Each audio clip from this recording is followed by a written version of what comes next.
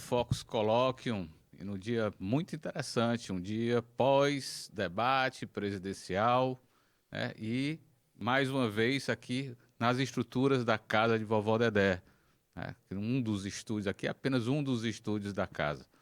É um prazer enorme estar aqui, novamente formando o nosso trio, o trio que fez a cobertura da apuração, né, os vais e vens da apuração do primeiro turno. Então, depois do dia 2 de outubro, é a primeira vez que a gente se reúne, é a primeira vez que a gente se reúne para discutir o segundo turno. E certamente teremos mais oportunidades até o dia da eleição no segundo turno. E o que nós temos no Brasil hoje, aqui definido, no Ceará, tenho o prazer de dizer que o Focus conseguiu antecipar esse resultado na véspera que se deu aqui no Ceará, não pelo resultado da pesquisa, mas o que a pesquisa dizia. A pesquisa Atlas Intel, exclusiva do Focus, dizia que Elmano de Freitas estava com 48,7% das intenções de voto naquele momento, na véspera da eleição. E havia uma clara tendência de subida ali. Então, na manchete do Focus, nós cravamos que tudo poderia se definir no primeiro turno e foi exatamente o que deu. Então, a gente se cercar de gente de qualidade, de boa técnica, é muito importante para o acompanhamento de um processo eleitoral e para o acompanhamento dos fatos políticos, os fatos econômicos em geral. Aqui, novamente, com Ricardo Alcântara, um experiente publicitário, experiente homem de marketing, de campanhas eleitorais. O Dimas, um analista político refinado, sofisticado, como costumo dizer, pela capacidade de fazer leituras que vão além da questão política, né? Nós temos questões humanas, emocionais, vivenciais, históricas, que envolvem todo e qualquer processo político, né? E daí a importância de juntar, né, esse tipo de analista, né? E posso dizer que eu também, aqui, com a minha prática como jornalista, há pelo menos 25 anos analisando campanhas políticas, analisando pesquisas eleitorais, analisando embates em debates, enfim. Aí, de cara eu queria começar para a gente fazer, acabamos não fazendo, né, aquela noite do primeiro turno, né, passamos 5 horas, de 5h30 às 10h30 da noite do dia 2 de outubro, analisando os resultados de maneira geral, a gente muito voltado para o resultado, para a apuração, mas não e menos para as implicações daqueles resultados. E eu de cara queria começar com essa questão. O que é que nós tivemos aqui? Uma eleição resolvida em primeiro turno. Muito bom para uns, péssimo para outros. Quando você vence a eleição do primeiro turno, por exemplo, você impede negociações, renegociações, acordos, formação de novos palanques para o segundo turno.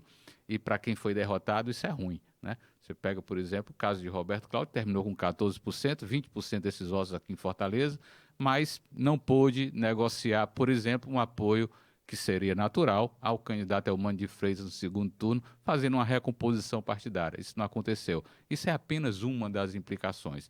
Mas, de cara, eu queria ouvir o Ricardo sobre isso. Ricardo, a sua análise daquele resultado em primeiro turno, uma vitória acachapante de um deputado estadual que já tinha sido candidato a prefeito de Fortaleza em 2012, isso faz 10 anos, né? Uma década. Você tem aí uma quantidade enorme de um contingente eleitoral novo que nem sequer conhecia Elmano de Freitas e que de lá para cá exerceu o mandato de deputado estadual, mais restrito, enfim, era um candidato pouco conhecido, né? E um componente da pesquisa que nós discutimos, né, Ricardo, antes dela, que essa pesquisa da Atlas Intel, colocava o nome do partido na pergunta estimulada que era apresentada ao eleitor, e isso que foi um dos motivos do acerto da pesquisa na minha leitura. Bom, mas essa questão política, os reflexos, o que implica esta vitória de Elmano de Freitas no primeiro turno, eu não gosto nem de colocar só Elmano de Freitas, porque para ser muito correto na análise política, a gente tem que colocar Elmano / Camilo, né, ou Camilo / Elmano, o Camilo para o Senado, o Elmano para o governo, muito colado, e Lula para presidente, tudo muito colado. Ricardo, boa tarde, obrigado pela sua presença mais uma vez aqui no nosso colóquio. Boa tarde, Fábio. Boa tarde, Dimas. Antes de mais nada, quero dizer que para mim é uma satisfação muito grande estar nessa casa. Ao entrar aqui, eu vi essa estrutura, eu me emocionei. Você vai se emocionar muito mais quando você fizer uma visita. Depois daqui a gente vai Sim. passar algumas salas e saberás. Eu E aqui, fiquei... ó, toda a Ó, nossa retaguarda aqui, né? Os rapazes, todos, rapaziada aí isso aí de são estudantes, os meninos formação. de formação. Eles saíram, a casa saiu da música, eram antes, nasceu como uma casa de formação para a área musical e derivou, né? Manteve o que motivou a existência e partiu para essa indústria absolutamente moderna que é de conteúdo, imagem, som, gravar, filmar, TV, web, rádio, tudo isso. Então tem essa moçada toda aí. Eu agradeço demais o trabalho de vocês aqui conosco, que viabiliza isso. Muito bom lembrar, Ricardo. Porque quando eu entrei ali, eu já tinha esse conhecimento da existência aqui, da natureza dessa instituição, e vendo toda aquela rapaziada lá fora, ali nesse horário de meio-dia, horário de intervalo, eles conversando, eu pensei, puxa vida, uma coisa dessa, dando oportunidade para essas pessoas, num lugar como esse, e com estrutura, né, que não é apenas uma questão voluntarista, mas também com estrutura, profissionalismo. Casa da Vovó Dedé, quero conhecer esse projeto melhor, viu?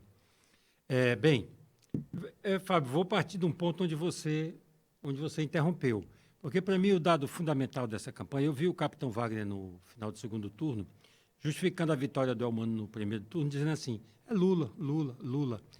Eu discordo dessa avaliação, e você concluiu falando Camilo barra Elmano, né? Sintomaticamente Camilo I barra Elmano. Veja bem, se a gente analisar o resultado da pesquisa eleitoral, o resultado do primeiro turno, em Pernambuco, na Bahia, você compreende o Ceará. E nós falamos disso naquele dia. Falamos sobre isso nisso. Porque em Pernambuco o candidato do Lula não saiu de 12%, 14% de voto. Porque ele também era o candidato de um governador muito mal avaliado. Na Bahia, quando se julgava que o Antônio Carlos Magalhães Neto estava eleito, o candidato do PT dispara com a força de Lula e cresce. Mas quando você olha para a Bahia, você encontra uma tradição de bons governos do PT lá. Você encontra uma base de sustentação de realidade para que se operasse essa alavancagem do transferência de Lula. Então, no Ceará, eu digo da mesma maneira, eu não acho que a eleição de Camilo no Ceará tenha sido Lula, Lula, Lula, não. Eu acho que o Lula foi uma boa base de alavancagem e lançamento, mas o que sustentou essa espaçonave fora da atmosfera e em circulação, em órbita, e fez ela vencer, na verdade, foi Camilo Santana. E quando eu digo Camilo Santana, mais uma vez, como você também digo, não digo o nome, mas um projeto. Né? Um projeto de gestão que já vem de muito tempo e que ele soube representar muito bem, né? Não só do ponto daquelas premissas da gestão, de investimentos corretos, políticas de inclusão social, equilíbrio fiscal, todas aquelas premissas, né, da boa governança do Ceará, mas não só isso, mas principalmente pelo papel formidável de comunicação que o Camilo teve durante a Covid. Através das lives frequentes que ele fez ali, ele estabeleceu uma sinergia com a população de Fortaleza, que só quem viu o contato do Camilo no povo, com as pessoas na rua, nas manifestações, nas mobilizações de campanha, que pode entender a extensão que essa liderança alcançou, de Camilo. Então, eu acho isso aí um fator determinante. Quando eu assisti aos programas eleitorais e via o Roberto Cláudio batendo no Camilo e o capitão Wagner dizendo, eles ficaram aí 16 anos, não fizeram. Eu dizia, perderam. Perderam. Porque eles estavam falando de um governo com 70% de aprovação. De um governo cujo governante saiu para ser candidato a senador, não tinha nem concorrente. Não podia dar certo. Podia dar certo. Então, para mim, assim, o fator substantivo que definiu isso aí, embora tivessem outros, como nós comentamos aqui, mas o fator substantivo que define a vitória de Elmano é a boa avaliação de Camilo Santana do governo do projeto. Muito embora também se deva dar um crédito aí ao Elmano nesse sentido, porque ele tinha um perfil muito bom para embalar esse produto, né?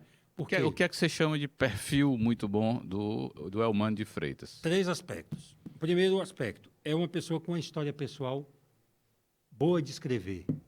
Dá uma boa biografia. O fato de... Um rapaz que veio do interior, que veio para Fortaleza estudar, venceu, se formou, né? É dizer, tinha essa resiliência que é uma história que o capitão Wagner, de certa forma, também conduzia. Ele competia com o capitão Wagner nesse campo simbólico do cara que se fez sozinho a partir de uma origem humilde. O segundo aspecto que eu acho importante é humano, o fato de que ele era um petista ficha limpa. Um petista ficha limpa numa eleição dessa vale ouro. Vale ouro, né? Eu dizia no começo da campanha para os amigos meus do PT, eu disse, olha, convençam o Camilo a lançar um candidato que, uma vez lançado, se ele em 15 dias ninguém disser nada contra ele, ele está no segundo turno. Basta isso. Um candidato do PT, você lança o candidato, joga o nome. Se em 15 dias ninguém disser nada contra ele, ele está no segundo turno. Com esses fatores substantivos que estavam colocados aí, eu não tinha dúvida. Quando lançaram o Elmano, eu digo, está aí o homem. Porque era um petista ficha limpa, tinha uma boa história de vida e era um deputado estadual já com boa experiência, entendeu? E isso também é um fator importante, porque se ele vai representar um produto político de qualidade, é importante que ele também tivesse uma qualificação. Até porque ele enfrentava um candidato, Roberto Cláudio, que era muito qualificado e vinha com o discurso da qualificação. Né? Inclusive, quando o Roberto Cláudio começou a falar, mas você era um dos 31 deputados que tinha na base do governo, lá na Assembleia, eu disse, olha, o Roberto Cláudio está errando num aspecto. É que quando ele saiu para ser candidato a prefeito, ele também era um deputado estadual. Sim, sim. Né? Então, é esse conjunto de coisas, essas são... Me estendi um pouco, mas seria a minha análise. Não, para mim, uma análise... Que fundamentalmente se é o que eu estendeu queria um pouco, dizer. mas foi um resumo, porque é uma história mais longa, né? Com mais implicações. Mas eu queria ouvir o mesmo do Dimas. Né? Essa leitura também, né? Porque é cheio de... O próprio Andrei Roman, que comanda lá o Instituto Atos e Tel, disse que foi uma das trajetórias de virada mais espetaculares dessa atual disputa de eleições gerais no Brasil, porque era um candidato desconhecido, era um candidato pouco conhecido, bancado por uma estrutura ali, né, de um governo. O Camilo já não era governador, enfim, né, muito contestado, o Elmano, contestado pela turma do Roberto Cláudio, né? Inclusive com tentativas de desqualificação, que eu não entendia. Mas, gente, esse rapaz é um menino que veio do interior, que estudou, entrou na Universidade Federal do Ceará, se formou em Direito, se tornou um advogado, foi para os tribunais, aí defendendo causas sociais, muito ligado ao MST. Esse aspecto também que eu não citei. Pois é, e ninguém entra ali naquela Universidade Federal do Ceará, não é, Dimas? Lá no curso de Direito, sendo um despreparado. Isso não existe, Dimas. Eu acho que Você o conheceu da faculdade, ele é do seu tempo, mais ou menos, Dimas? É do meu tempo, é do meu tempo. Mas ele tinha eu acho que o Eumano era mais ligado aos movimentos menos estudantis e mais já sociais. Acho que era esse o elemento fundamental. Acho que mais ligado ao pessoal do Muito Sem Terra, o pessoal relacionado à igreja. Acho que vocês dois sintetizaram tudo. Eu acho que a presença do Ciro tensionou a nacionalização do processo eleitoral do Ceará. E esse tensionamento tragou o Roberto Cláudio num determinado momento. O Ciro foi, nesse sentido, para o Roberto, uma âncora muito pesada. Existe um traço do Elmano que as pessoas têm que considerar. Quando Elmano sai do Ceará e ele se envolve como advogado do movimento do MST, ele automaticamente quebra, subjetivamente, uma visão mais provinciana. Ele começa a ter uma dimensão mais nacional. E as pessoas, às vezes, não dão a exata dimensão do que significa para um jovem líder, para um jovem militante de qualquer partido ou do Partido dos Trabalhadores, o fato de ter saído da sua cidade e ter tido uma experiência fora dela, fora do Estado. Né? E isso, às vezes, acaba qualificando as pessoas, porque ele já não vê e não olha o seu território como muitos que iniciam a política no seu local e morrem. E um traço importante que o próprio Ricardo colocou é a presença do Camilo. O Camilo é tão discreto que, num determinado momento, as pessoas tendem a subestimar, porque o traço que qualifica a maioria dos políticos é um tipo de energia diferenciada. E o Camilo, eu sempre gosto de dizer que o Camilo elevou a elegância ao status de programa político. O Camilo aprendeu a fazer política de maneira muito elegante, muito tranquila. E com isso, ele, na realidade... E você se identifica muito com isso, né, Dimas? Hein? Você se identifica muito com isso? Eu me identifico nesse sentido porque eu sempre considero que o mais poderoso na política é quando você é capaz de negar afirmando. Se você afirma qualquer posição política com intensidade, se a afirmação é elegante, forte, você já está negando muitas coisas. Eu não preciso ficar negando. Eu não preciso ficar negando a verdade do adversário para, depois de negar a verdade do adversário, afirmar a minha verdade. Um político elegante, ele pode dizer que o adversário está correto, mas que este adversário não realizará o programa, e sim ele. É como se dissesse, todas as suas políticas pessoais, é como um político, por exemplo, que quer dizer que o PT não deveria fazer o orçamento participativo é uma coisa ruim. Ao invés de negar o orçamento participativo, é dizer o seguinte: eu concordo com o programa participativo e a ideia do programa participativo do PT. Isso é porque eu já vi no passado essa polêmica. Agora, vocês não fazem, nós vamos fazer. Quer dizer, não sei se ficou claro o que eu disse. Para mim, claro. Então, acho que nesta campanha é uma coisa muito interessante, porque a campanha cearense ela poderia ter resvalou um pouco para a reprodução do que está acontecendo do ponto de vista nacional, né? Uma política de ódio, de discursos inflamados, de discursos fascistas, de discursos profundamente conservadores. E, no limite, os próprios debates foram elegantes, no limite possível. Do Ceará, sim, Sim, bastante. Né? Bastante elegante, três caras jovens, e, apesar de tudo, as discussões tentaram cumprir um ritual concreto, um ritual positivo. Então, acho que foi uma vitória plausível e uma vitória que, se a gente for analisar bem, como vocês colocaram, Camilo costurou isso com muita arte. E criando, só para finalizar, uma situação muito complicada, pelo menos para quem perdeu. Porque a vitória do primeiro turno tirou de todos os que achavam que poderiam, como você próprio disse, Roberto Cláudio, o grupo do Roberto Cláudio, do próprio Cid, uma importância no segundo turno, porque nem o Cid se colocou mais. É um terror para a política não ter segundo turno. Pô, Terror. perdi, o que é que eu vou fazer? E agora? E agora? Cid, todos esperavam o Cid aparecer no segundo turno. Camilo resolveu. Eu conheço bem o ex-governador Cid Gomes, senador Cid Gomes. Eu não vou dizer aqui que ele torceu para que tivesse segundo turno, para ele se posicionar e, evidentemente, ganhar mais dimensão e mais importância. Até porque que ele já tem dimensão e já tem importância pela natureza da sua história e do cargo que exerce.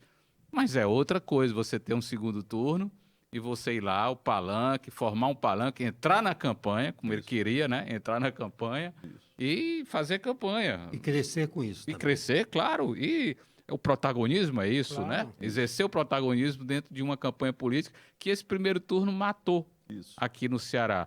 Mas deixa eu fazer uma provocação de vocês. Todos nós aqui falamos aqui do Elmano. O Elmano já foi secretário da prefeita Luiziane Lins, né? No primeiro mandato, no cargo ali junto ao gabinete, no segundo mandato ali ocupou-se a parte de educação, a parte de fixo, complexa e tal, que não é exatamente a especialidade do Elmano, mas vamos em frente. Mas tem aquela famosa frase: a gente só conhece mesmo uma pessoa quando ela está sentada ali naquela cadeira ali de governador, com a caneta na mão, para assinar orçamento, para assinar decretos, para controlar 75% de uma casa legislativa. Enfim, o poder é o poder, né? O Elmano que nós conhecemos, na opinião de vocês, é o Elmano que vai governar? O Elmano é um petista raiz, né? É o petista que vem do movimento social. Desde garoto, ali na universidade, como o Dimas colocou aqui, ele já estava ligado a isso. Então, aquela essência que formou o PT na década de 80, final da década de 70 para a década de 80, uma parte era igreja, outra parte intelectuais e outra parte que se chama aí o movimento social, trabalhadores, sindicalismo, né? E depois entrou essa composição aí que aí tinha um pouco de ligação com a igreja também, né? O próprio Elmano teve essa formação, ele fala na campanha, ele falou da enorme influência que um padre lá na região do Maciço teve sobre a formação dele, acaba sendo uma parte dessa formação do PT também. O que é que vocês esperam desse governador? Esse mesmo Elmano, negociador, que se tornou na Assembleia, sabe? com essa capacidade de conciliação que ele demonstrou ter também como deputado, com muitas aparências, inclusive com o governador Camilo, o futuro senador Camilo Santana, né? Nesse sentido. Vocês esperam isso? É isso que virá? E temos no Ceará claramente o fim de um ciclo. Estabelece-se um novo ciclo político aqui no Ceará, com personagens como Camilo Santana como o líder maior e o governador eleito, tomará posse dia 1º, é o Mano de Freitas. Tem uma história nova aqui do Ceará com vários outros personagens perdendo protagonismo. O que é que vocês esperam, Ricardo? Bom, somente uma pessoa de natureza sobrenatural seria capaz de passar pelo poder e não mudar. Todos mudam. Para o bem ou para o mal, pelo sim ou pelo não, para pior ou para melhor. Então, o humano que nós veremos no poder será um humano diferente quando ele sair. Ele já será um homem diferente. Vamos ver que homem será esse, né? Eu tenho um pressentimento, digamos assim, um sentimento, um feeling, como se diz hoje em dia, de que ele sairá melhor e maior. Porque o Elmano demonstrou, e eu digo isso... É um desejo ou um sentimento? Não, é um sentimento com base na minha experiência que tive com ele. De contato com ele. O Elmano é uma pessoa que se dispõe a aprender.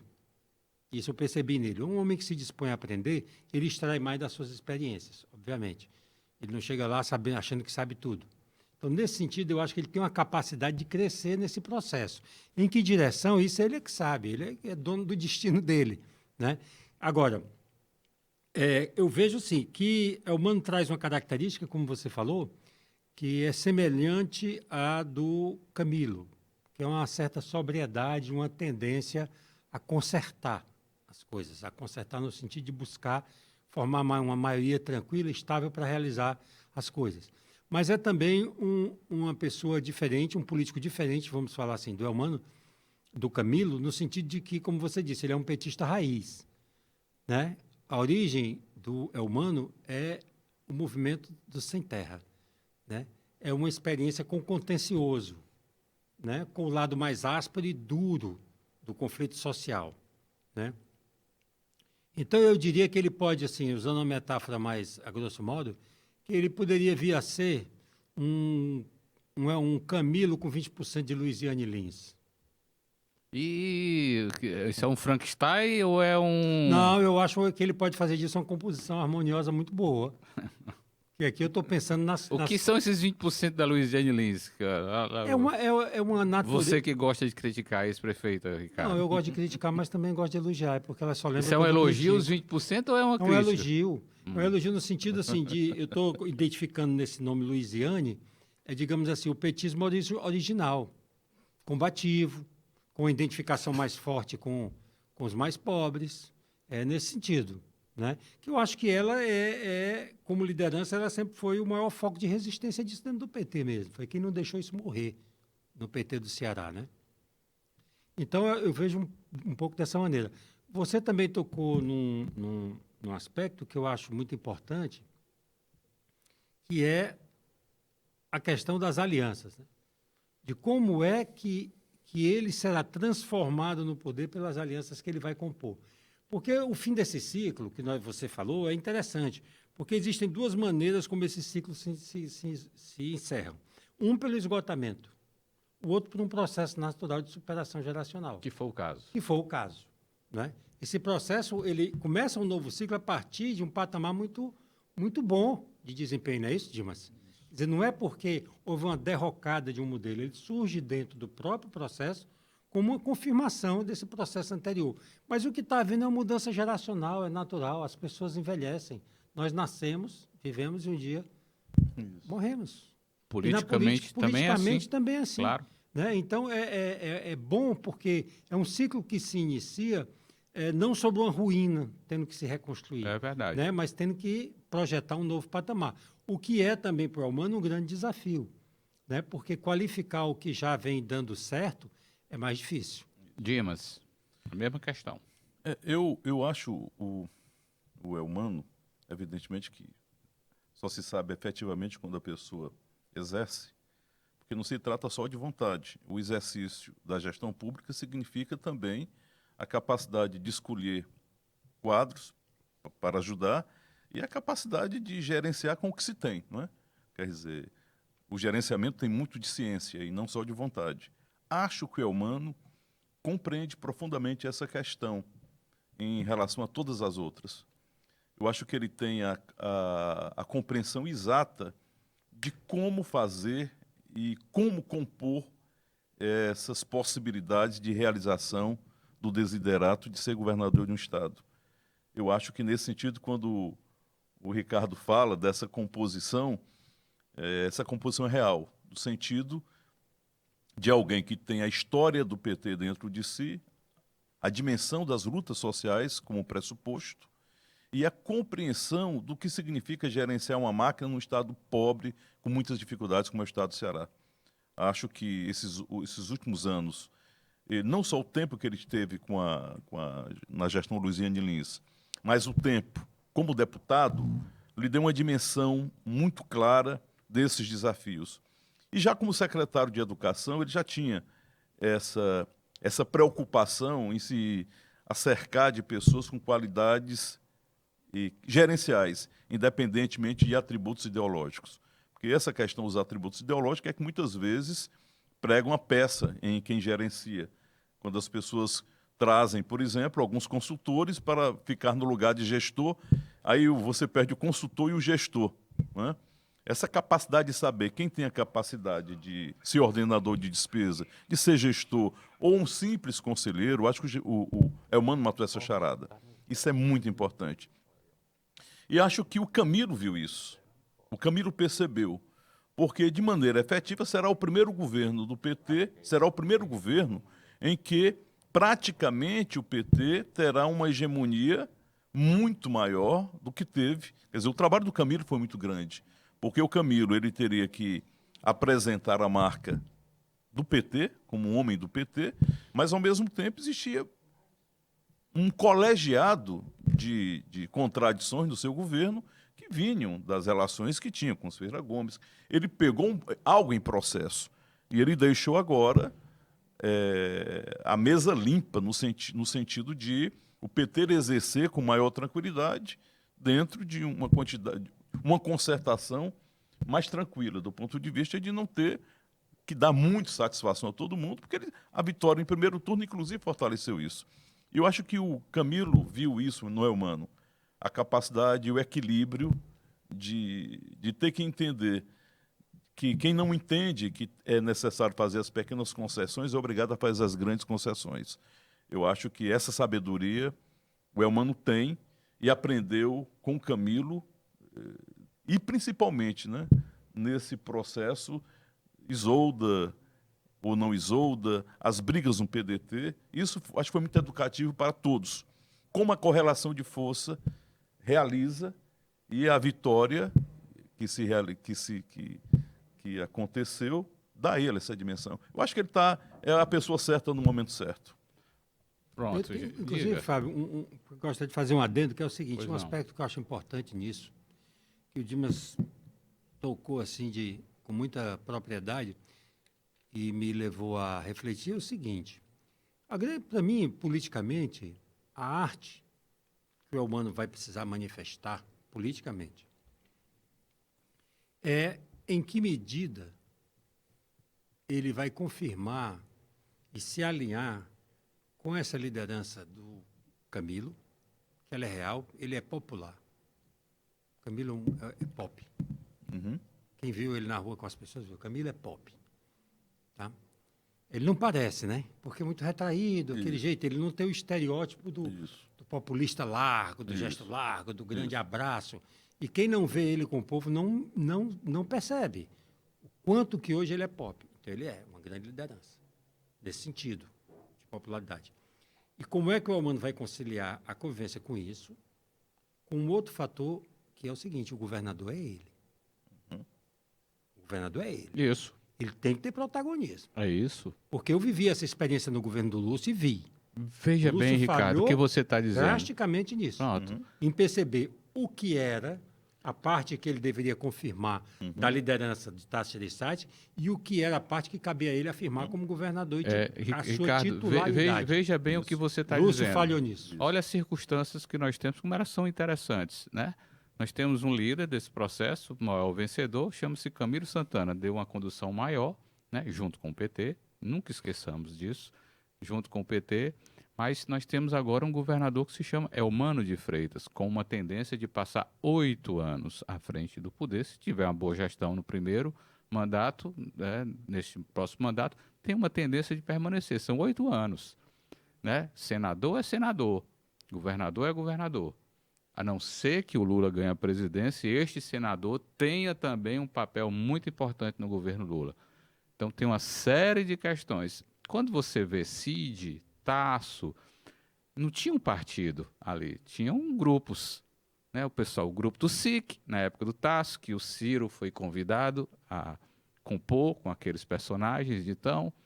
Beniveras, como o guru de todos. Aí depois teve os Ferreira Gomes, Cid, 8 anos governador, depois senador, né? Numa composição aí sempre com o PT, ressalte, mas agora você tem um governador e um senador que são do PT, e um partido que elege José Nobre Guimarães como o segundo mais votado, elege Luiziane Lins como a terceira mais votada do Estado. E a mulher com maior votação? 5 deputados federais, 3 deputados federais ou 4 do PT, mas 5, 6 estaduais, gente nova. O PT é um partido. Talvez o único partido do Brasil continua sendo, goste-se ou não, né? Respeite-se ou não, é um partido que tem ali, que se reúne para discutir, que tem as instâncias e, quando é necessário, é negada para disputar no voto, lá internamente. Né? Tem uma história nova nisso aí, não é? Nesse processo, nesse novo ciclo que se inicia com também essa mudança de geração. PT. PT. É um fato novo. O PT é o velho novo. Aquela matéria que a Aline Catanhede escreveu no Estadão, que você até comentou num dos nossos grupos, é muito interessante, porque o Lula é o passado que tem futuro e o Bolsonaro ele fala no futuro prometendo o passado, né? Que é a volta, aquela nostalgia da Guerra Fria. Né? E eu vejo assim, é um processo desafiante. O Lula deverá fazer um dos governos mais vigiados da história dessa República. O que é muito bom. O que é muito bom. Né? Se isso não adquirir a passionalidade e as distorções que a Lava Jato produziu. Se for um processo qualificado, sim. Com um vice que foi 3 vezes governador de São Paulo, respeitadíssimo, à espreita. Não façam besteira. Com saúde. E com saúde. Mais jovem, não façam bobagem se chegarem lá. Exatamente.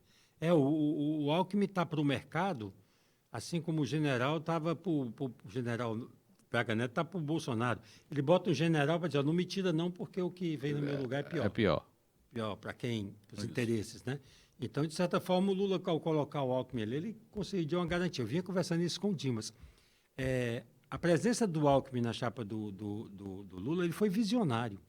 Ele não tinha trazido o Simone Tebet, FHC, Itácia, não sei quem, se o vice não fosse o Alckmin. É isso que está acontecendo hoje, foi uma construção que começou ali. Né?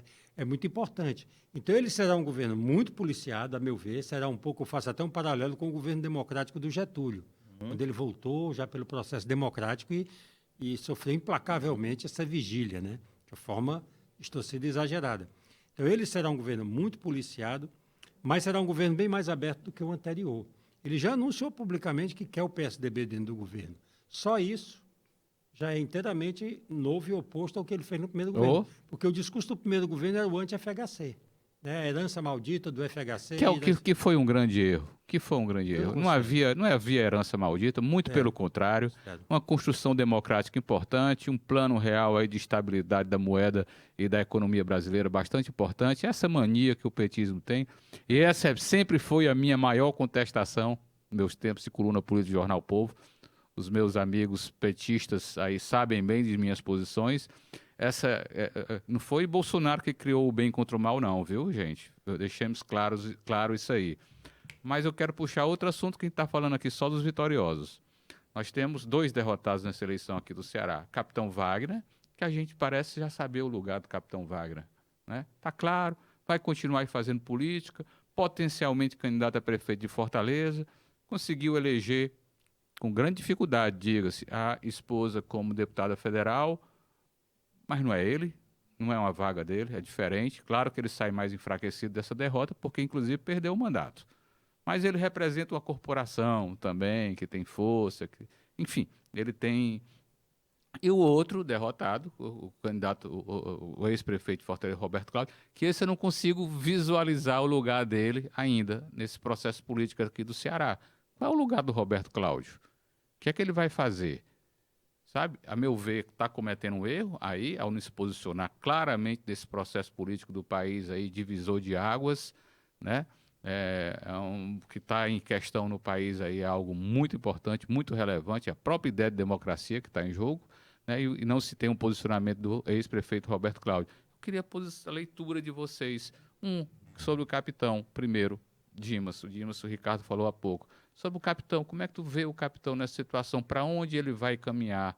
Como ele vai se comportar? Hoje ele deu entrevista na Rádio Povo, meu amigo José Leal, onde ele dizia que não era igual ao capitão de lá, né? Que não gostava do comportamento dele, aí estava lá apoiando e tal, mas você vê um capitão hoje muito maleável, né? É um cara de diálogo, na boa, conversa com todo mundo, ele sabe conversar, sabe? Ele se tornou um político tradicional do ponto de vista não negativo, mas das necessidades políticas. A política é a arte de dialogar, é a arte de conversar.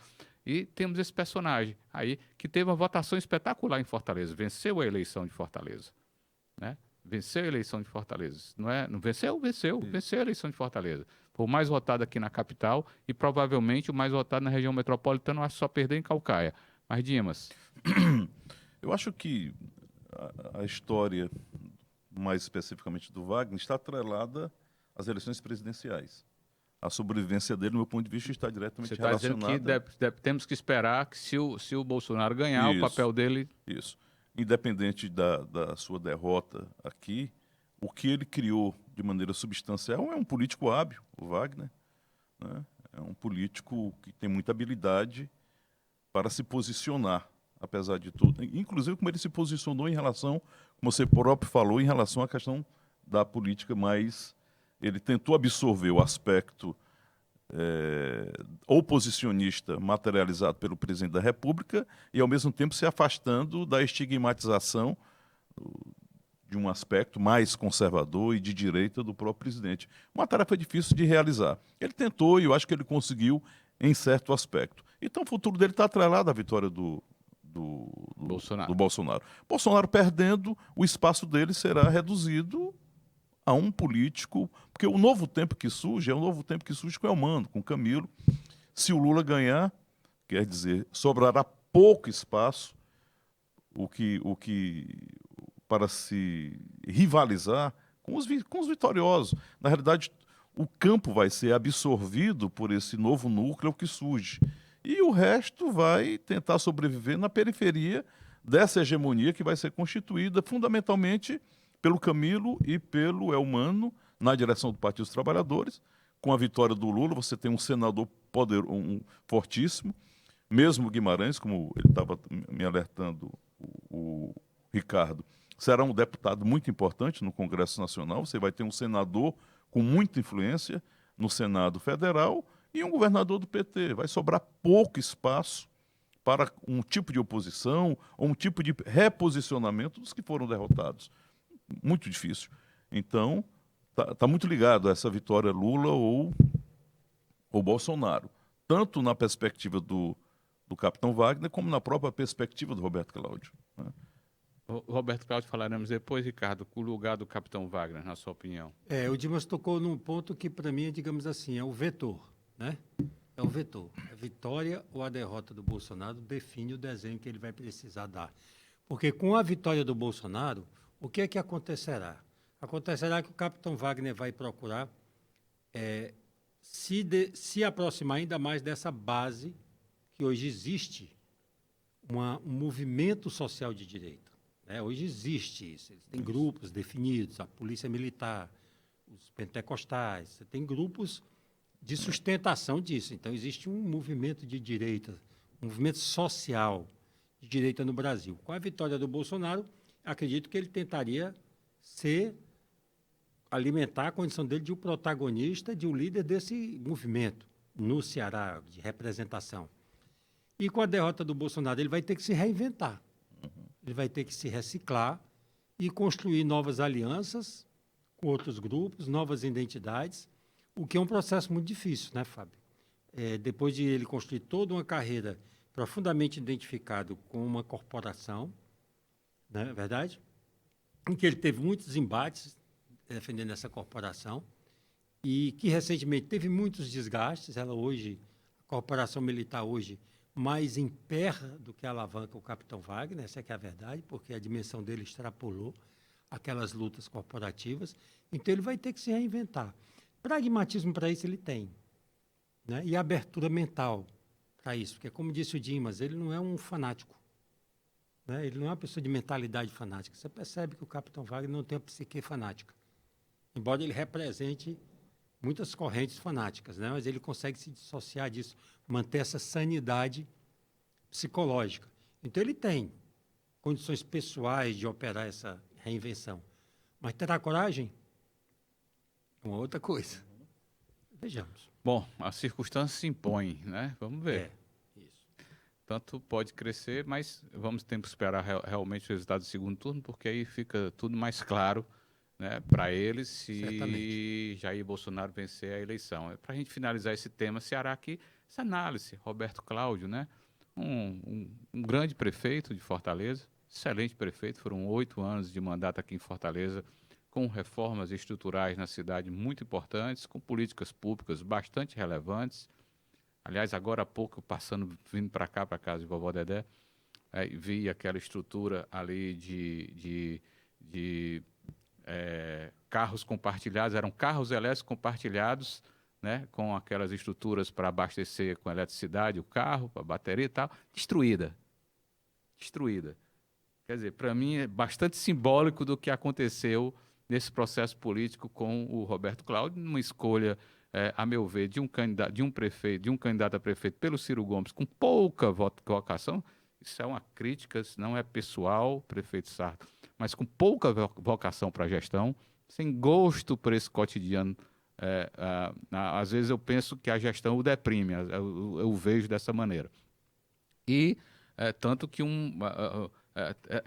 citei esse caso aqui dos carros compartilhados, porque virou matéria internacional, reportagens internacionais. Não sabia. Porque Fortaleza foi uma das primeiras cidades a colocar carros compartilhados no Brasil. A instalação, né? A instalação. E está lá abandonada, ali perto da Beira-Mar, naquela esquina com o Barão de Stuttgart, que era, enfim, bem conhecida da cidade, uma área de interesse turístico também. E está lá, e, infelizmente, sem casas, pessoas sem teto dormindo embaixo dessa estrutura. Mas, enfim, esse lugar do Roberto Cláudio foi muito ruim não ter segundo turno, né, para que o Roberto fosse convidado para fazer uma composição, vamos fazer uma composição aqui contra o capitão, né, contra o Bolsonaro, tal, papá. E o Roberto Cláudio, num resultado muito ruim, terminou menor do que Luiziane Lins terminou em Fortaleza em 2020. Acho que ela ficou com 17% dos votos, embora Roberto tenha terminado com 20% em Fortaleza, mas no geral menos de 15%, né? 14, alguma coisa. Qual é o lugar do Roberto Cláudio nesse momento? Só elegeu, foi uma derrota também parlamentar, só o Queiroz, que se não me engano, que é muito ligado a ele, né? Da turma dele, do grupo dele que foi eleito, né? E, enfim, foi ruiu um castelo que estava sendo estruturado, a meu ver, em função de uma sequência de avaliações erradas, né, do processo político que estava se desenhando aqui no Ceará. Dimas. É muito mais fácil a gente analisar quando as coisas, com o descortinar da realidade. Quer dizer, a realidade é muito educativa, né? Porque se não fosse, por exemplo, Bolsonaro, talvez não tivéssemos a dimensão do quanto o Brasil é conservador e de quanto existem pessoas com opiniões completamente impensáveis em outras circunstâncias, né? A crise ela é reveladora. No meu ponto de vista, nesta eleição ficou claro também outro elemento, que o Roberto, apesar de ser um grande quadro, um político excepcional, ele se fechou muito em um pequeno grupo. ele não estabeleceu aquilo que é algo extremamente importante na vida política de um grande político, que é estabelecer relações subjetivas com todos. Não é? A minha relação não pode ser estabelecida pelo que eu faço e pela ideia que as pessoas têm sobre o que eu faço. Mas o aperto de mão e a relação subjetiva, não só dele, mas do grupo, se demonstrou extremamente frágil. Né? É como se só sobrasse o Roberto no anal, praticamente à deriva. À deriva. E existem coisas que são muito sutis. Por exemplo, quando você entra em toda a repartição pública do estado do Ceará, não existe a foto do governador. Isso foi uma ação do Camilo. O Camilo retirou a foto do governador. Isso. Dado simples, mas muito sintomático de algo que poderia e acabou por se resolver. Como se ele dissesse, o importante aqui não é minha personalidade. Que, na verdade, Dimas, isso é um absurdo. O governador eleito bota uma foto do governador em toda a repartição pública. Isso é ridículo. Isso. Nada mais latino-americano. É o culto à personalidade. Banana. É o culto à personalidade tradicional. E o Roberto Fábio tinha uma fotozinha? Era, Dimas? Você está querendo dizer isso? Não, eu quero dizer, por exemplo, que no quadro das brigas partidárias e das lideranças partidárias, ao mesmo tempo, alguns estigmas e alguns estereótipos foram dissipados. Por exemplo, o Camilo, como vocês mesmos falaram, naquele jeitão dele tranquilo, ele soube estabelecer pontes. Ele soube realizar-se, inclusive com as oposições. Existiam prefeitos que diziam, é difícil brigar com o Camilo, porque ele não se coloca na posição de governador e me deixa numa situação, às vezes, desconfortável. Muitos prefeitos diziam isso. É difícil brigar com o Camilo. O Camilo teve uma disputa para governador duríssima contra o Eunício Oliveira, conseguiu vencer no segundo turno, o Eunício Oliveira, 2014, e na semana seguinte ele já estava procurando o Eunício. Justamente isso. E estabeleceu uma boa relação com ele. Era um senador da República, Isso, né? claro. Então ele foi lá, só olha, tá aqui os interesses do Ceará. Ele Isso. tem essa característica, E né? existiam, nesse sentido, muitas críticas de que esse esforço, esse tipo de articulação não foi feito durante o governo do Roberto. Não era uma preocupação muito candente para o Roberto, até porque ele achava que efetivamente fazia parte de um processo natural ele tornar-se governador. Acho que, inclusive, foi essa dimensão que o fez não entender que, mesmo jovem, poderia ter aceitado, se é verdade as propostas, de ter passado 4 anos como vice de Isolda Sela e depois assumir um compromisso geral. Né? Eu acho que isso também materializou uma não dimensão do conjunto das contradições que estavam se formando. É elegante, não é? Entendeu? O conjunto das Diz um monte de coisa aí duríssima. De um jeito, né, rapaz? As contradições quer dizer. Não, porque veja suave, bem. Né? Veja bem, nós somos analistas, nós temos uma certa obrigação de entender a realidade, né? A população tem também obrigação, mas a população está tentando comer, comprar arroz, comprar feijão, sobreviver. Quem transforma a política na sua vida e na sua existência tem que entender tendências. E você só entende tendências se tiver um olhar para o humano de maneira muito profunda, para o conjunto da sociedade com todas as suas contradições. Inclusive um olhar solidário para o adversário. Ou mesmo entender o lugar do inimigo. Isso é o que se diferencia um político tradicional de um estadista. De um estadista. O estadista não vê além porque ele tem mais doutorados. O estadista vê além porque o olhar dele é fincado no chão. É empático. É empático. É olhar para o outro. Não pode ser um olhar mediado dos meus interesses eleitorais momentâneos. Isso tem que ser um processo permanente e contínuo. Aí eu vou ver além. Então, acho que o Roberto teve uma grande dificuldade nesse sentido. Ele foi, eu acho até foi muito digno em relação à questão do Ciro, já que era o seu patrocinador, e ele, na realidade, não recuou. E nem poderia, mas ele poderia ter tido muitos têm uma posição oportunista, mas quando ele se vincula muito ao Ciro, ele coloca uma âncora muito poderosa sobre os pés. E ficou evidente que no Brasil não existia mais espaço para a terceira via. Então, na realidade, as vias foram suprimidas. Apareceu Elmano como a via da esquerda, o PT, e o capitão Wagner com uma expressão da outra via, que era a via conservadora que se... Então, Fortaleza e o Estado do Ceará absorveu essa realidade. Então, deram ao Roberto a oportunidade de sobreviver, quando deram a ele a possibilidade de ser vice da Isolda. De entender essa mediação. Era uma opção. A informação que me deram é uma fonte É que isso foi colocado na mesa, Pois é. de uma maneira muito clara, né? E que a resposta do Roberto Cláudio foi: eu não tenho plano B, eu só tenho plano A, e o Isso. plano A é candidatar-se ao governo. Quer dizer, isso é revelador objetivamente da incompreensão dos processos, porque ninguém tem obrigação de saber de todos eles. Mas quem está no mundo político teria que perceber até que ponto eu dizer que não tinha plano B, porque quem não tem plano B tem todos os planos, ou tem hegemonia sobre os processos históricos. Eu só posso dizer, para um grupo mais poderoso que eu não tenho um plano B, se eu me entender como mais poderoso e mais capaz do que esse grupo. E a realidade mostrou que não. Quer dizer, a vida foi muito dura. E contradição social na vida política é isso. Só as contradições sociais é que revelam a realidade. E a realidade foi reveladora. Um prefeito extraordinário com 14, 15% de votos. E agora? E agora para o Roberto Cláudio aqui, a gente já está com 50 minutos. O Marco, a gente vai atropelar um pouco aí aquela uma hora que eu tinha te dito, tá? Já com 50 minutos. E agora? Para o Roberto Cláudio. Eu vou fazer Porque deixa eu lhe provocar. Tudo o que nós falamos aqui sobre o capitão depende também de eleição nacional. Essa força também aqui de Camila Elmano também depende da eleição nacional também, né? É um quadro com Lula, é outro quadro sem o Lula, presidente. Né? Vamos deixar claro. Mas o caso de Roberto Cláudio.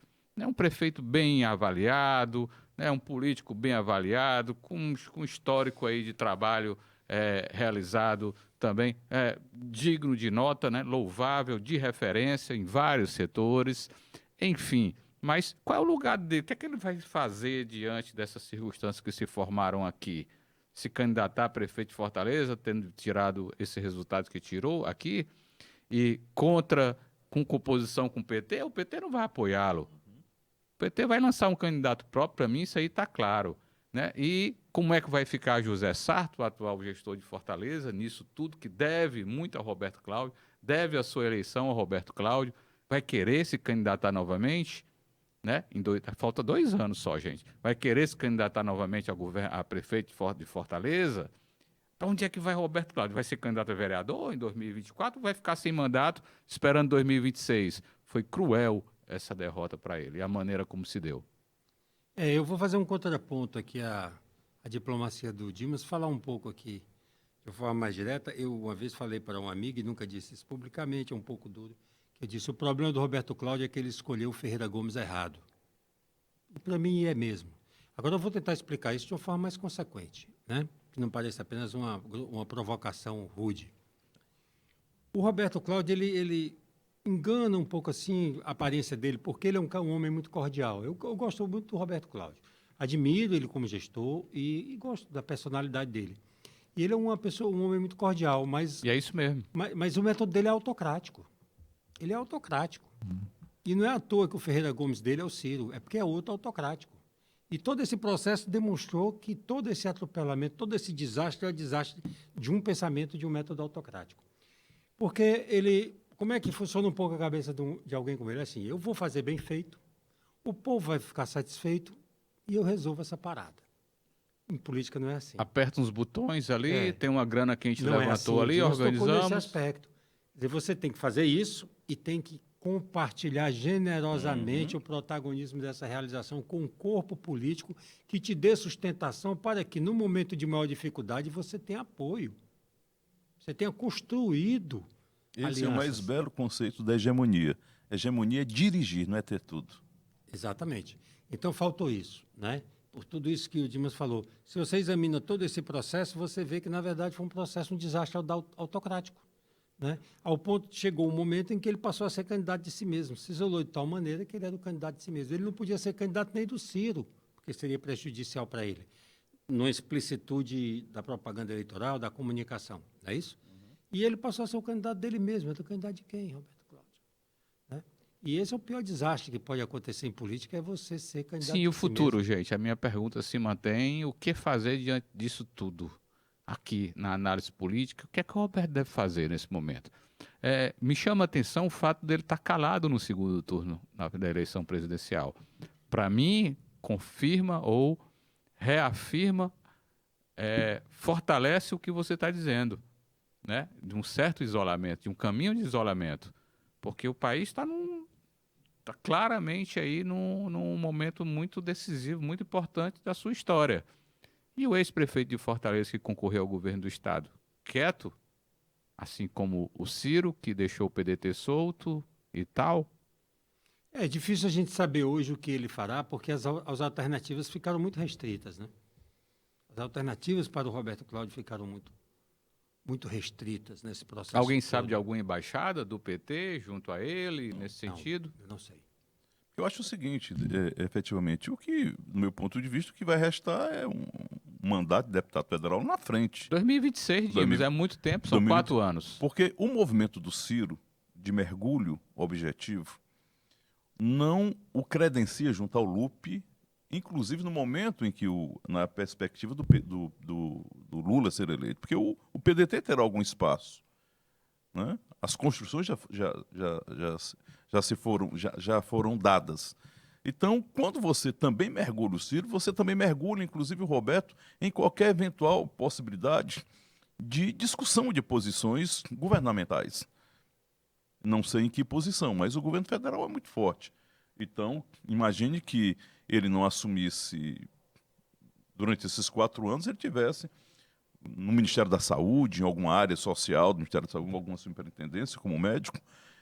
Isso tudo são possibilidades para que ele... E o Lula é um político vocacionado para esses gestos. Não tenha dúvida, não tenha Ele dúvida. faria um gesto desse com facilidade. Gente, é dramático. Alguém andou escrevendo aí, o PDT do Ceará elegeu 13 deputados estaduais. Aí alguém escreveu dizendo que a metade deles estariam com o Roberto Cláudio e iriam fazer oposição.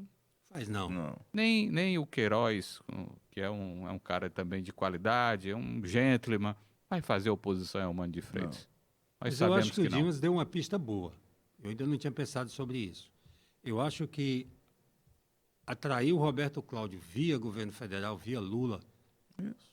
abrindo espaço para uma nova oportunidade de composição e uma reinvenção, seria um gesto correto do projeto do Lula e do PT. Gente, vamos para o campo nacional. Hoje saiu, esta segunda-feira, saiu uma pesquisa nova da MDA. A MDA teve um bom desempenho no primeiro turno. É uma pesquisa contratada, a MDA trabalha com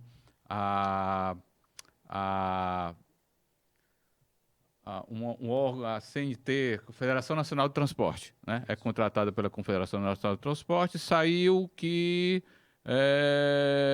hoje, segundo turno, levantamento no voto válido, Lula aparece à frente com 53,5% dos votos válidos, contra 46,5% de Jair Bolsonaro. Considerando os votos totais, o petista tem 48,1% das intenções de voto e o atual presidente 41,8%. Brancos, nulos 6% e indecisos 4,1%. A pesquisa foi registrada no TSE com o número tal, não preciso dizer aqui. CNT que contratou 2.002 pessoas, pesquisa presencial, não é pesquisa nem por telefone e nem no estilo Atlas, que é feita pela web, é uma tradicional, é presencial. E com, não diz aqui a margem de erro, mas vamos lá. Então é esse o resultado. E ontem nós tivemos um debate muito bem montado. Eu achei aquele tipo de confronto direto muito legal. Muito. Né? Já tinha acontecido aqui, né, na campanha, na TV Cidade, tinha feito já tinha alguns exemplos. A própria Bandeirantes, nos debates estaduais, já tinha feito essa experiência. Aí que eu creio que deve ser o caminho, porque isso dá muita liberdade do embate direto, sem a mediação chata o tempo todo dos jornalistas. Eu também vi ali uma nova tendência de formato de debates. Sim, de certa maneira, Ricardo, a Globo já tinha feito isso naqueles debates de segundo turno, lá, Lula, Serra, a Dilma com o Aécio, os dois soltos no palco, aquele confronto direto, um ironizando o outro, tal. Isso é muito bom, né? É melhor do que o estilo americano, inclusive com pouca mediação, que lá também tem pouca mediação de jornalistas. Então, ocorreu o debate ontem, civilizado, no sentido que não houve... As agressões aconteceram, mas elas estão acontecendo naturalmente nessa campanha. Não houve aceitação, nenhum pedido de direito de resposta. Né? Porque para que eu vou pedir se eu estou aqui no confronto com você, Ricardo? Eu estou te chamando de mentiroso. Aí tu vai ter a resposta em seguida, para que eu vou te dar o direito de resposta? Claro. Você vai ter o minuto seguinte aí, você fala, não estou mentindo, não, mentiroso é o senhor. Então, um formato já muito o direito de interessante. resposta está dentro da configuração do debate, né? Não judicializa o debate. Não judicializa o debate e tira um peso. Porque aqueles debates de primeiro turno, com muita gente, quando o cara fala, o outro só vai ter direito de falar não sei aonde, aí pede direito de resposta, que foi muito chato, inclusive, isso aí. Mas vamos lá, Ricardo. E Dimas, a questão nacional aí, esse momento, né? É uma eleição muito difícil, tende a ser a eleição com menor diferença entre o vencedor e o derrotado. A meu ver, isso está aberto ainda, embora quase todas as pesquisas, praticamente todas as pesquisas, deem Lula na frente, mas tem uma série de variáveis incontroláveis, entre as quais o índice de abstenção, né, de pessoas que não vão votar, né? Que grupo social é esse que tende a deixar de ir votar, né? Tem uma quebra no comparecimento das urnas. Os fatos estão acontecendo, né? Eventos como aquele que aconteceu em relação ao presidente ontem, daquela frase sobre as meninas venezuelanas, pintou um clima, essas coisas aí, que tendem a influenciar também, né? Erros cometidos de lado a lado, que vão acontecer naturalmente. Essa semana tivemos uma ação da Polícia Federal junto a um governador ligado ao presidente Lula, aqui em Sergipe? Foi Sergipe? Foi Alagoas. Alagoas. Em Alagoas, ligado ao grupo do Renan Calheiros também. Enfim, Dimas, como é esse momento aí da campanha? Hoje, dia 17, estamos aí a 10 dias da eleição, né? Dia 29 a eleição. Eu acho que você já resumiu aí todo esse contexto. A polarização e a cristalização das posições, elas são tão poderosas que todos os erros são quase que absorvidos pelos os eleitores como se fossem, quer dizer, é quase que surreal o que acontece no Brasil hoje. Porque, na realidade, o aspecto fundamental, que é a discussão dos programas políticos, ou do programa político, educação, saúde, eles foram soterrados pelas pautas de costumes, pelas fake news, pelo disse-me-disse, quer dizer. E agora que eu vejo o quanto foi destrutivo a Lava Jato, o quanto foi destrutivo essa dimensão da questão da corrupção como central. Lembrando que Moro, eleito senador pelo Paraná, estava lá ao lado de Bolsonaro ontem no debate. E, simbolicamente, um recado, né, para as pessoas que, por muitos que votaram, porque quando houve aquela saída do governo federal, muitas pessoas ficaram ao lado do Moro, né, contra o Bolsonaro. É quase como se fosse um apelo a alguns indecisos que o mal maior... Se ele ganhar, ele vai chutar o Bolsonaro de novo. É uma questão de necessidade. De necessidade, uma questão objetiva. É verdade. Acho que no debate o Lula foi bem, é um modelo diferenciado, é muito difícil aquele tipo de debate, porque o que menos importa naquele debate ali é a verdade, né? Estava muito claro que... Eu, particularmente, não acredito que debate tenha um poder decisivo sobre a eleição, não. Vocês acham nesse sentido? Acho que não. Não, a única coisa decisiva em debate é desastre. É um mau debate, né? Um debate. péssimo comportamento, é um erro, uma E o frase Lula foi bem, falando para a Câmara sempre, né? Ele entendeu ali. Macaco velho nessa velho, história, né? domina esses palcos aí com muita tranquilidade. Facilidade, né? Velho. Aí tivemos aqui uma pesquisa também uma pesquisa que eles deixam claro que é da Atlas Intel, né? A pesquisa que foi contratada pelo Fox aqui no Ceará no primeiro turno, né? Ela reuniu 100 eleitores que não votaram em Lula nem em Bolsonaro no primeiro turno. A maioria, 54%, considera que Lula ganhou o debate, 32% acha que Bolsonaro ganhou e 14% não souberam responder. Esse resultado se mantém para eleitores que votaram em Tebet, Simone Tebet e Ciro, outros candidatos, branco, nulo também para os que não votaram. Todos esses grupos concordam que Lula venceu o debate. O estudo se baseia, deixar claro, o estudo se baseia na opinião de 9 grupos focais e a amostra não é representativa, ou seja, não se tratam de estimativas sobre a opinião da população, até porque são 100 pessoas, né? Foi um trabalho que eles fizeram. Aí, Paraná, Santa Catarina, Rio Grande do Sul, Rio de Janeiro, São Paulo, Minas Gerais, Tocantins, Bahia e Acre, e Mato Grosso do Sul foram os estados onde eles reuniram esses pesquisados também naquele sistema deles via web. Algo a dizer sobre isso, senhores? Veja bem, o Dimas tocou num ponto importante. E a gente vinha conversando sobre isso. Quando você tem uma campanha polarizada E todo segundo turno é uma polaridade, não tem, é inevitável, é para isso que ele existe, para polarizar.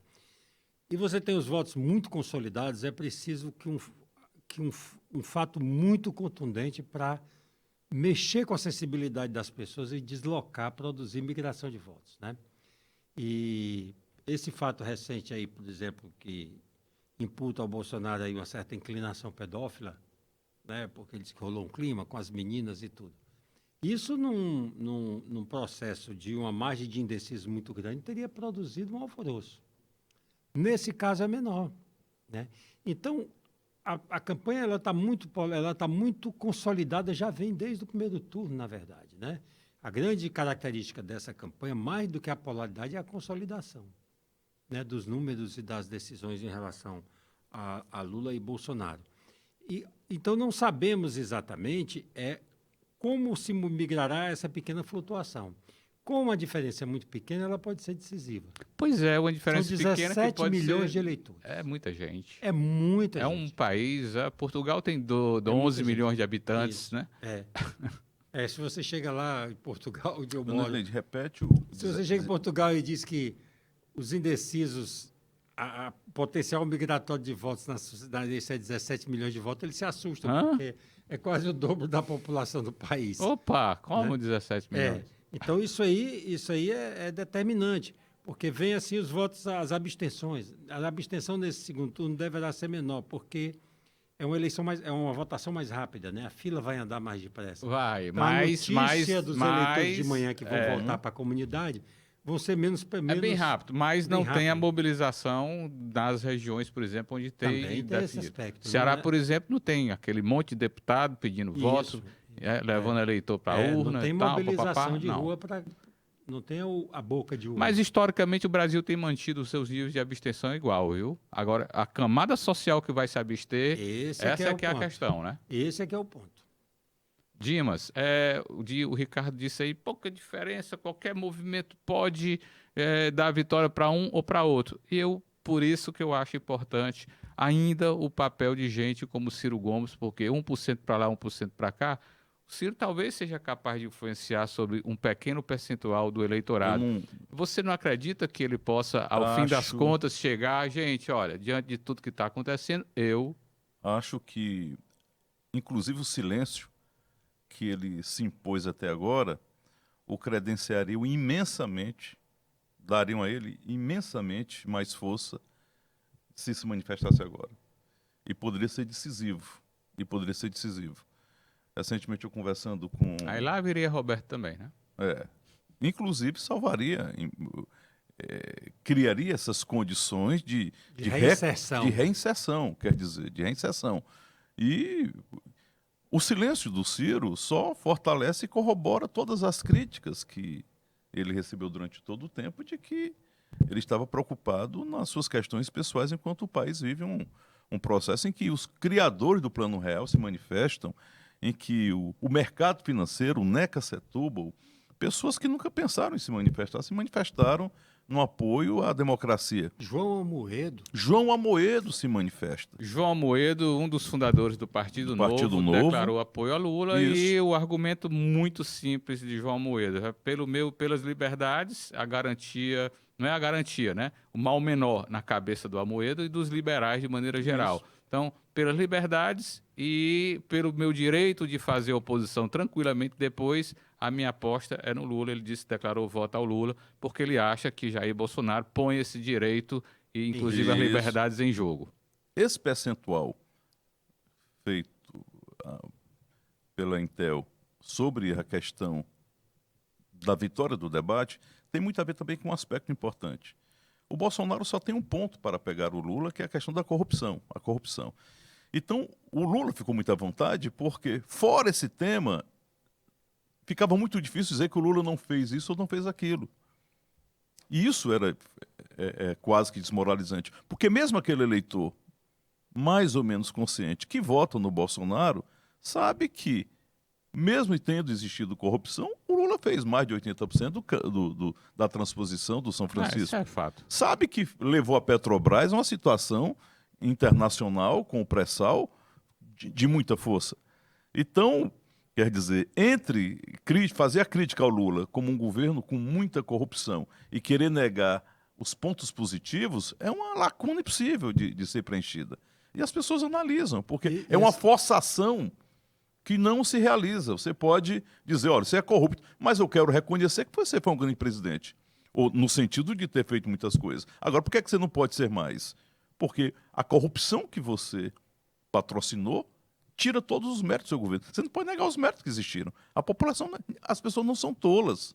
E outra coisa, As né, pessoas Dimas? entendem as coisas. Essa questão da corrupção, dos desgastes da corrupção, desse aspecto dos problemas de corrupção no governo do Lula, já foram muito assimilados. Muito o Lula é candidato assimilados. apesar disso. Isso. Por isso Né? ele Isso traz. já foi, ele já isso. traz esse ano, já, digamos assim, precificado. Por isso ele traz aquilo que o PT nunca teve, que é o charme e o viés da gestão pública através do Alckmin.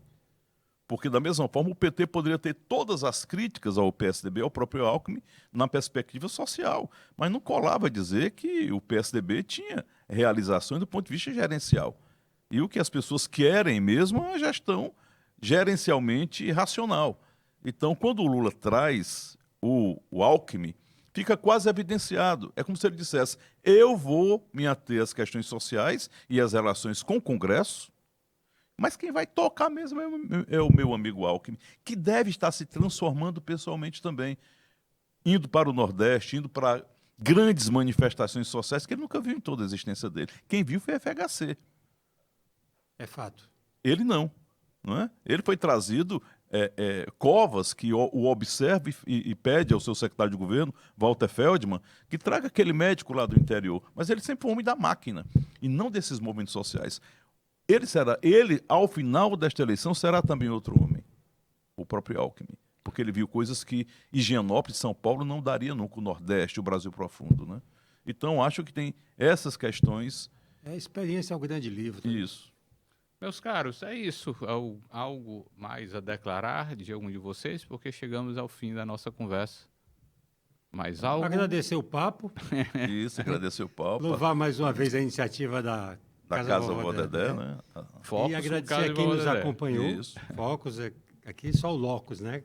Fábio Locus e encontra Focus. tudo, É, né? Locus e Focus. O Focus Fábio em casa encontrou a casa da Dedé. Vovó Dedé e encontrou um romeno que faz pesquisa correta, né? Ele encontrou a estrutura, Isso. né? E encontrou Isso. o fornecedor dos números e com Isso. toda a experiência que ele tem, Isso. está conseguindo nos dar brindar com essa oportunidade. Só agradecer. As coisas estavam colocadas aí há um bom tempo, basta ser vistas. Eu acho que foram de alguma forma e o meu grande objetivo com esse trabalho aqui junto à casa é dar cada vez mais visibilidade. Eu tenho feito um trabalho de trazer políticos aqui para conhecer gestores, governador, enfim, pessoas importantes que sejam capazes, que venham visitar e todos saem muito bem impressionados e evidentemente que isso acaba redundando positivamente na capacidade de arrecadação de fundos da casa, né, para que ela amplie cada vez mais esse serviço que faz aqui, que é um serviço de referência. Eu digo sempre, não esperemos tudo de governo. Isso aqui é uma ação privada, basicamente de uma família que começou, estruturou isso aqui, toca isso aqui, e muitas vezes colocando dinheiro do próprio bolso, né? Mas quando você pega, vamos lá, vou te dar um exemplo, Ricardo, aqui. O custo mensal de um cuca mantido pela prefeitura, por exemplo, praticamente é o custo anual da casa.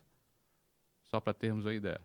O custo Mensal de um anual. cuca, aqui equivale ao que se consome anualmente, sem ter que contratar um monte de servidor público, sem ter que bota ali porque o fulano é ligado a não sei quem e tal, e fazendo um trabalho de primeira qualidade na área de educação. Quando a gente fala, o Veveu esteve aqui, o Veveu trabalha muito, marido da governadora Isolda Sela, Ex-prefeito de Sobral. ex-prefeito de Sobral, e a compreensão dele foi imediata. Isso aqui é um maravilhoso segundo turno para um estudante. Então, quando se fala em ensino integral, né, você não precisa botar uma escola, às vezes, para passar o dia lá. Só para ter instituições aí que são complementares. Isso. Né? Então, é esse o trabalho. Extensões, né? Extensões, né? E que não precisa. O violão, a bateria, a câmera, não precisa ser pública, estatal. Entendeu? Claro, precisa estar lá. Precisa estar lá e com bons professores, que é o Com que certeza. acontece aqui. Muito obrigado, gente. Foi um prazer estar com vocês. O meu grande objetivo é transformar esse colóquio em algo cotidiano, diário. Vamos em frente. Um abraço.